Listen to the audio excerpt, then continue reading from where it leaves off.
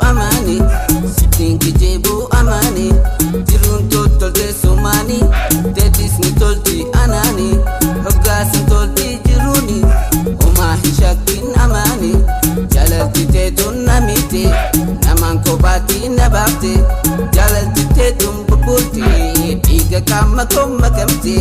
jalalti tetun namite diga kama makamti yawal jalane nulachu wajin jirana gamachu sumaya yada barani atina yadu mihani atina yadu mihani abang kagatile bada gajani abola jigetis bada wajani nami si jalatu majodan jirani nami si jalatu majodan jirani akadin dagare dugada dubini dugada dubini dugada dubini nami si jalatu ansudatani ansudatani ansudatani unda amdati nurman afsani anusumutani aras baruhani hagan siyakadu dubanjawani dubanjawani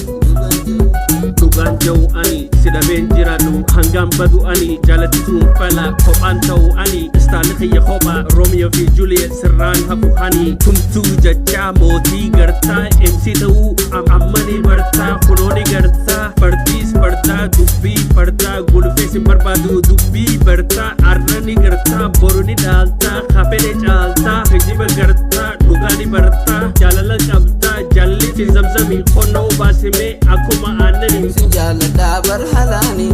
malif nandene yahani jalalti ya dugani sitin kijebu amani sitin kijebu amani jirun tolte sumani tetis ni tolti anani hoggas tolti jiruni uma hishakin amani jalalti tetun namite naman kobati nabate jalalti tetun bubulti diga kama makamti jalalti tetun namite diga kama makamti yawal jalane nulachu wajin jirana gamachu sumaya yada barani atina yadu mihani atina